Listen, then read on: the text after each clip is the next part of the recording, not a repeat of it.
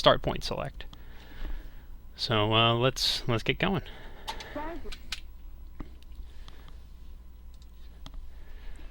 So this is Magic Sword. This is the story of a beautiful shirtless man trying to save the world from Drakmar, who has reawakened the evil Black Orb.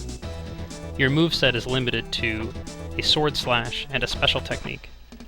The standing sword slash stops you, so you want to make sure whenever possible to be jumping forward while you slash to maintain your forward momentum. So here's the first boss. We're going to toggle sword slashes and special techniques to kill him very efficiently. The special technique is your most versatile ability. It kills enemies and removes hazards on screen, it damages bosses, it primes your sword's magic meter, and it grants invincibility frames, all for the cost of 1 bar of health. You can see my health at the bottom there. The only detriments are you have to be standing on the ground to use it, and it cannot deliver the killing blow. If it would have delivered the killing blow to a boss, it will do no damage. The Dragon's Tower at Drakmar Keep has 51 floors, including floor 0 outside, but there are certain hidden doors that can let you skip segments of the tower, like this one. This will take us to floor 4. There are no visual or audio cues, you just need to know where the trigger for the door is. So this is the second boss floor, and it's also the first deviation from the world record route. I'm going to take the food from this ferry. The world record route skips all ferries as much as possible. But we want to take some safety strats here, just in case. We're also looking for a specific item here, too. We're looking for the Gauntlet. The Gauntlet increases your melee attack power and is severely OP. You can see I don't have it right now. I have the golden pot. There's the Gauntlet right there. You can see it in the item box in the bottom right-hand corner. And you see it just tore that gold dragon down. No problem.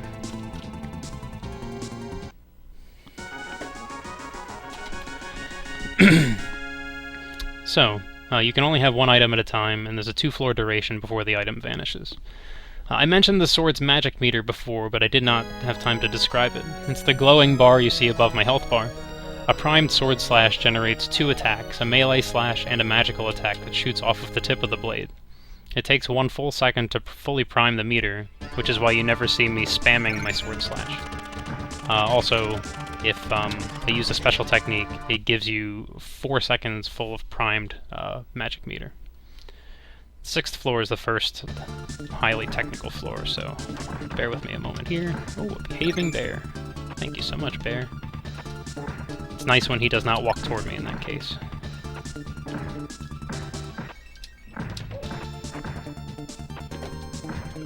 One extra slash, but we're through there. Now I'm going to leverage some iframes here from the special technique to walk through these thorns. Just generally walk through everything and cleanly get to the door.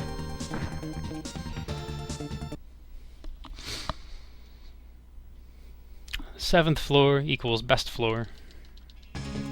It's also the fastest floor. This is the Spinal Tap door because it takes us to 11. So I've pointed out my health bar, the magic meter, and the item box, and you've probably figured out the floor number by now. But what's up with that other smaller health bar and the keys? The smaller health bar is for your ally. However, in a speedrun, we don't take the ally because it lags the game. The game already suffers with issues from lag, and we don't want to help it with more lag. So we don't use allies. As well, allies are in the cages that you see right there, and the cages require keys to open. We don't need keys because we don't need allies, so neither of them are useful for this run. So this is the third boss floor. Take another safety ferry here. And we have the gauntlet, which is good. And so this boss is the Chimera, or if you ask my chat, the Quinoa. And he is an evolution of the Chimera that we fought on floor 0, and he has a lesson in lag management. After the first cycle of the fight, he will spawn with a shield of skulls. All those sprites are going to lag the screen horribly, and they could potentially hurt me very badly. So I use a special technique to clear them all, but they turn into coins. So I used other special techniques to grant more iframes so that I can walk through him with iframes and pick up all the coins to reduce lag. That was a really good fight.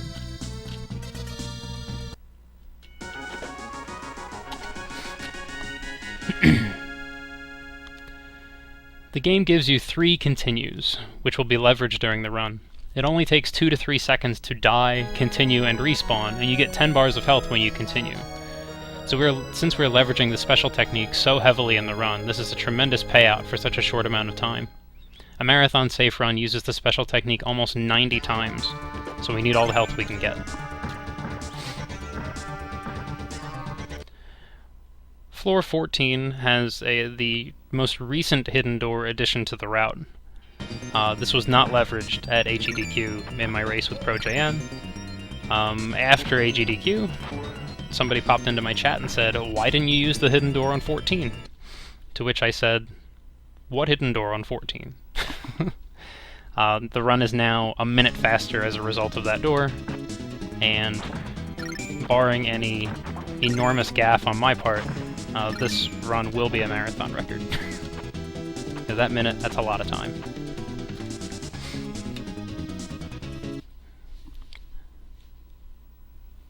Floors 19 and 20 show you that you sometimes can go left.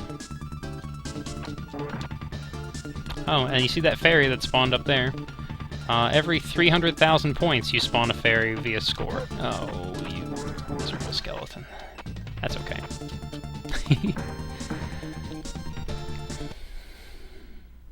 No worries here. Yeah, so I don't leverage any point-based fairies in the run, because it takes too long for them to get to you. This floor, you have to use special techniques on those spinning blades. I will show you why. You can't beat the cycle. I didn't have enough health for a special there, so I'm just using my first continue. But you can also see how quickly the continue took. It was very fast, and now I've got plenty of health again. Floor 22 introduces you to floors that wrap. I could choose to go left or right. In this case, I am going to go left, because it's faster. I'll use iframes to jump through, just kind of walk through the fire. And I get 2 blue apples out of the whole thing, just 4 bars of health. It's pretty good. Level 23 has a lot of enemies and a lot of hazards. Boy, bad jump. So we're going to strategically place some special techniques, 5 in total, to hopefully navigate through here smoothly, except for that first jump, of course. There's a special technique to walk through the spikes. Iframes let me last right through that skeleton sword, and we're good. There's the door.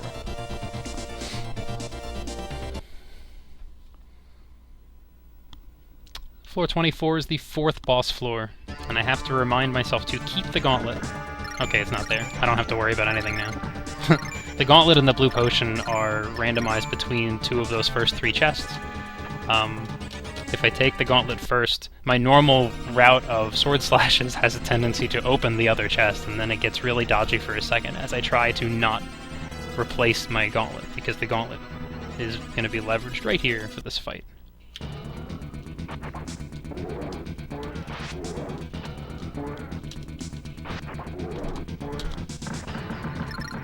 Good, we got the quick kill.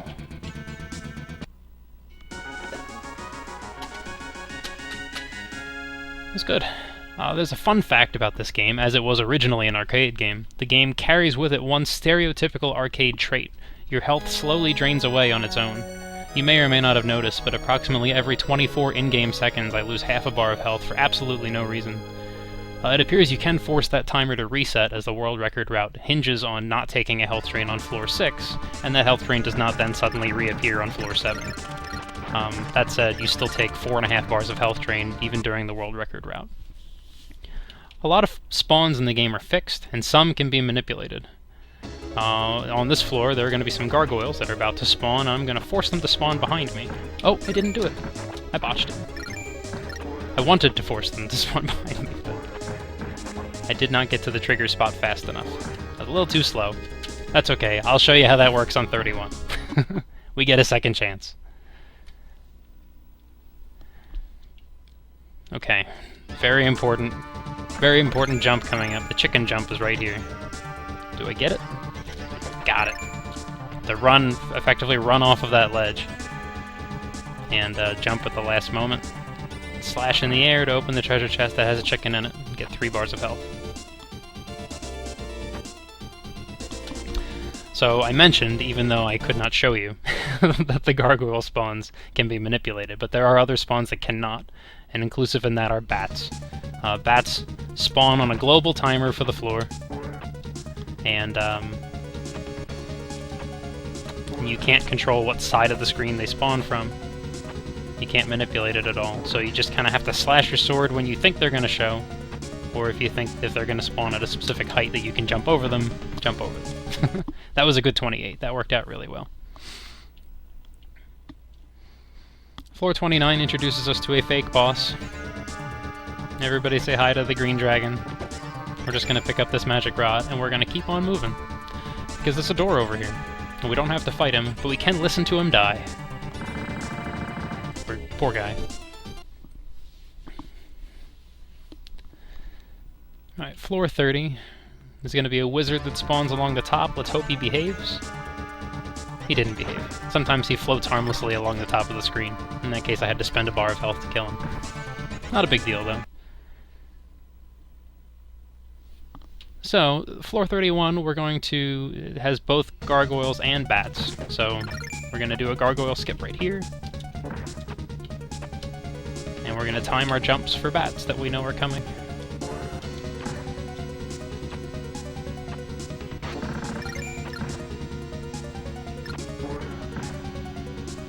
You can see the lag there. You can see the lag right down there at the end. You'll really get a good feel for the lag later. This is another pretty high-tech stage, so bear with me for one moment. Because this one has bats as well, so I want to make sure I'm timing everything just right. If I get hit, then I'll probably get hit a bunch of times because the bats will start spawning at intervals I'm not used to. Good. Good 32. Okay. Floor 33 introduces us to the item that gives you the most health, which is the shuriken, of all things. So shuriken right here gives you 6 bars of health. Why a shuriken gives you 6 bars of health, I don't know, but I'm not complaining.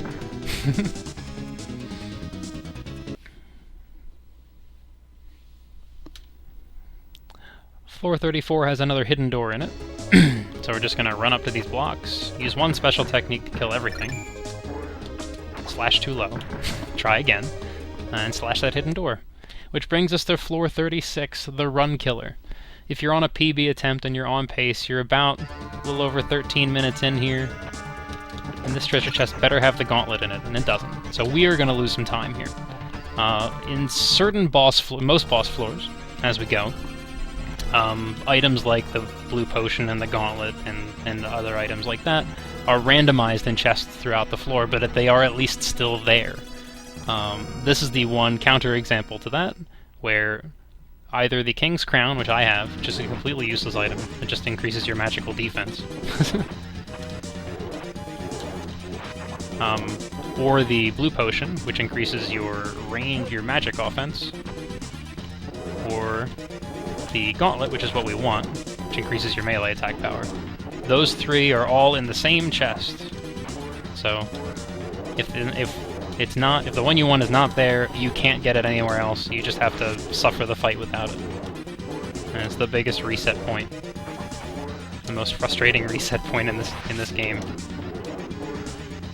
So down he goes. Don't even need all those coins. As long as they're off screen, they're not going to lag us too much.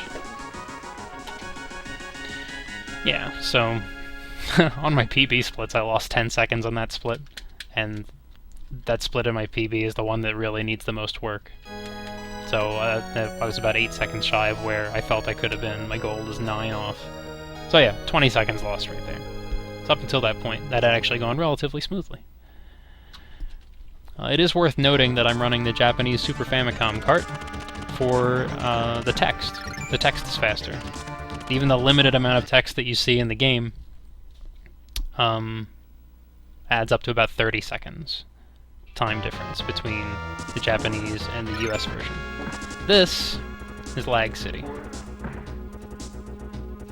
Every time one of those blue helixes shows up, the game just crawls. And you could go up there and try to kill them all, or you could use a special technique, but spending the time on movement doesn't really fix anything. You waste time migrating up and down the ledges.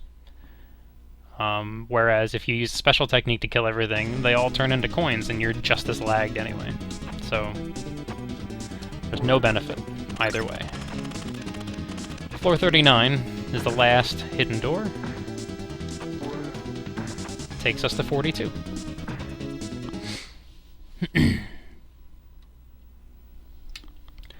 Floor 42 in your casual run is the last opportunity for you to get an ally.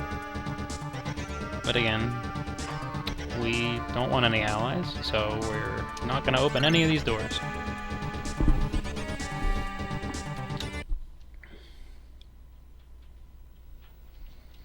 Floor 43 requires 7 bars of health worth of specials to navigate cleanly, because there are all these hanging balls and chains that you cannot beat the cycle of. We don't have enough health for it, but that's okay. We're just going to use our second continue right here. That's pretty much right on route. And we get the last sword upgrade. The Thunder Sword.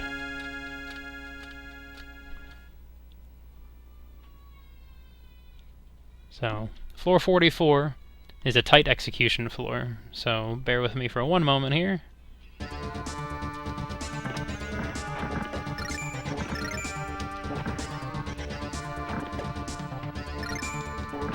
Good. That went well.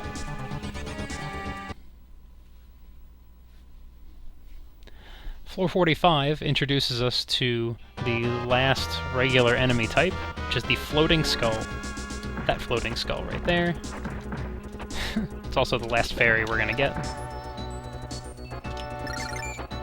Also, you'll notice that I jump up and slash the fairy as they go by. The fairy by default drops 3 pieces of food that give you 2.5 bars of health, but if after she drops the 3rd piece you slash her with your sword, she drops a blue apple, which is another 2 bars worth. So that's why you see me doing that. She's so nice, she brings you food, and then you hit her to get her to give you more food. Floor 46 just has some food drops here. So we'll take these food drops. The record route skips that blue apple at least, but that's okay. No big deal.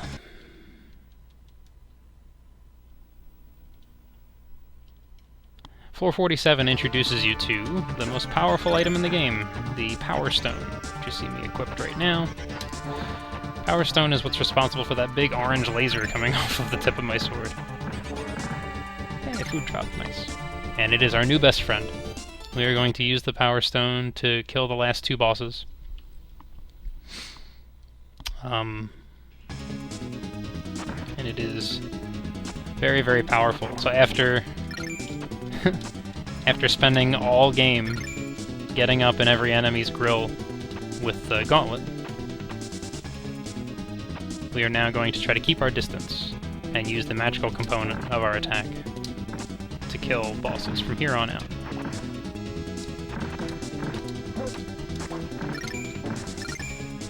Okay. So here we are up to the next to last boss. This is King Chimera. As I mentioned earlier, we only get items for 2 floors, so my Power Stone is gone. But that's okay, because there's a Power Stone just off screen to the right. First thing we're going to do is go get it. And we're going to lay into this guy a bit.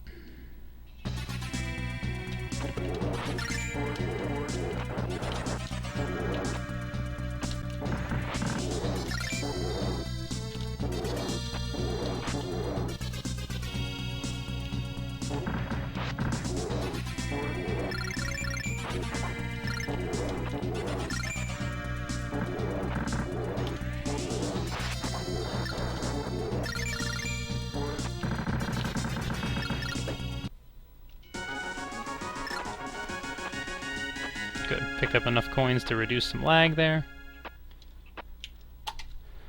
Good. Doing well. This is floor 50, and the most important name of the game here is do not lose the Power Stone. Whatever you do, Power Stone is the most effective item to help you kill Drakmar. And but we are going to try to optimize our movement, so there are going to be a couple of close calls here. I may end up opening 2 treasure chests.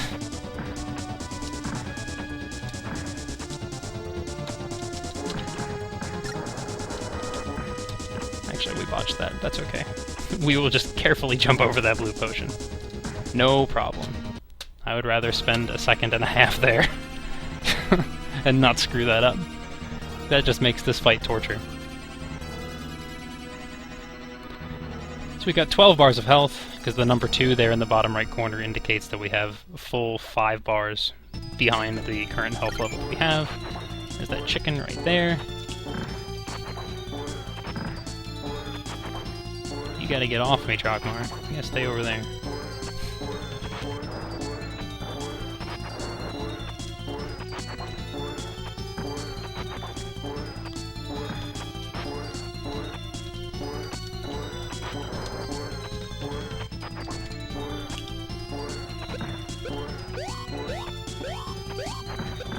It's alright, here's the last continue.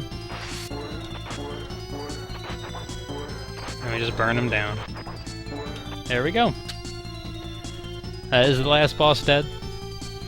And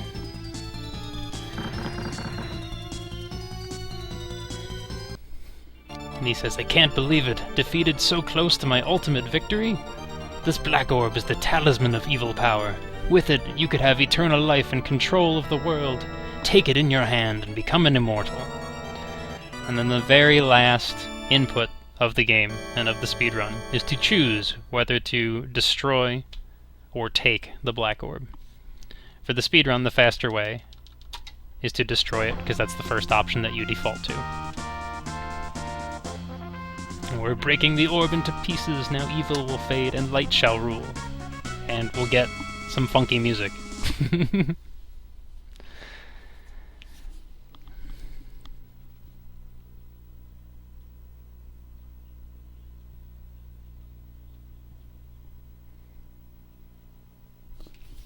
So, first of all, I wanted to give a big shout out to ProJN, who is responsible for a lot of the individual floor optimizations and boss fights.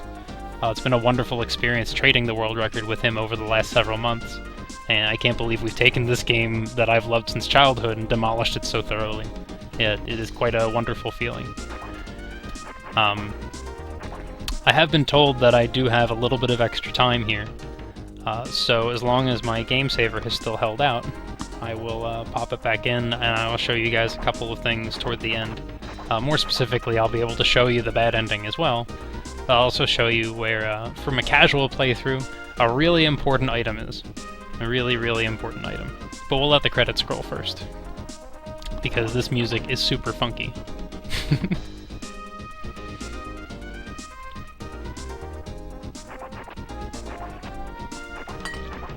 The world record for the game is currently 21:39.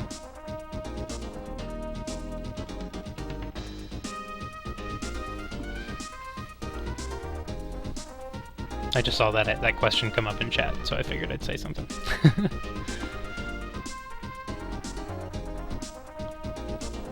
There's all the allies you never saw. And of course, because I can, special thanks to Pooh.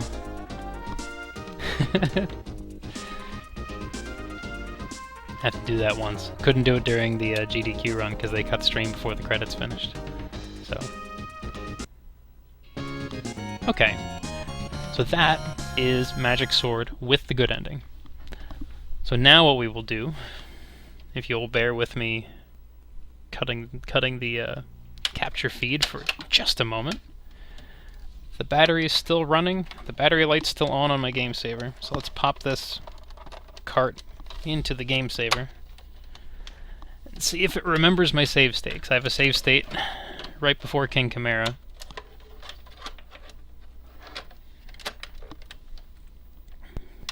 As long as it remembers it, I can show you some extra stuff. Just a little bit of extra stuff.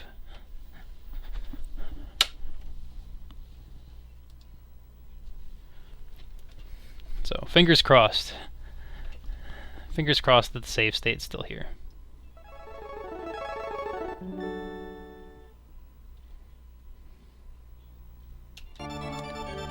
Yes, we're in there. Okay, cool.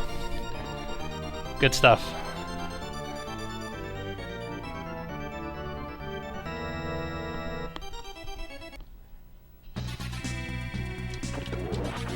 So I mentioned that if you're doing a casual playthrough of this game, it's important to know where certain items are.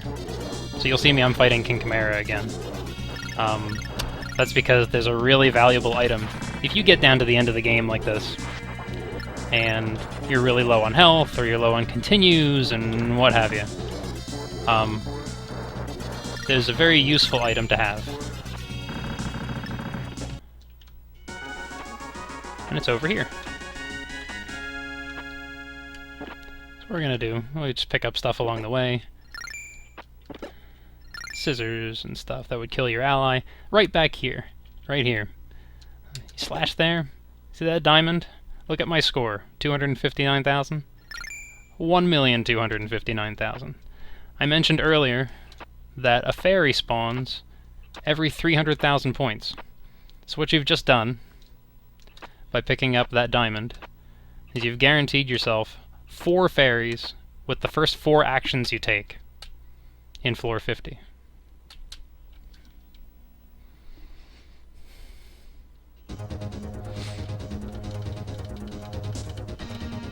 So you see, if you look down at my health right now, I have 10 bars of health. I have a full 5 and another 1, and the 1 indicating another extra set of 5.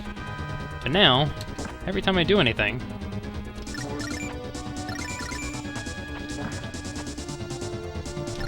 I'm getting fairies. Like crazy.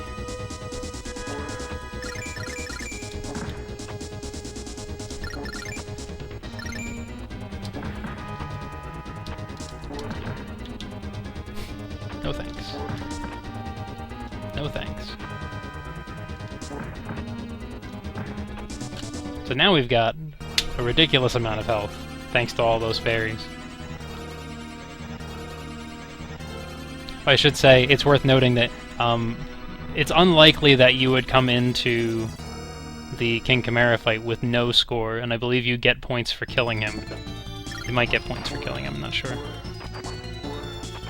But even so, the coins that he drops, that you pick up along the way, that you can pick up during the fight from killing his shield, as well as the coins that he spouts when he dies,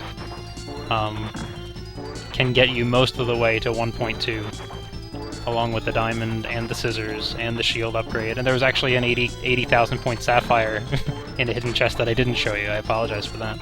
But you can get nearly to 1.2 from 0. So even if you die during the King Chimera fight, you should be able to get all the way there. So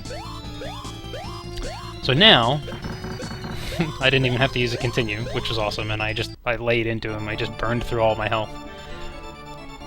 So now we should show you what happens when you do the bad ending, when you take the black orb instead of killing it. You know, eternal life and control of the world, that actually sounds pretty cool.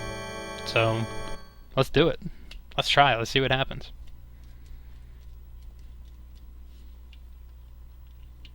I'll take it, thanks. That doesn't sound good.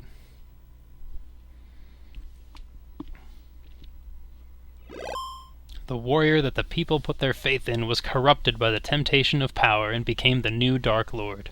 Who will save the world now? Game over.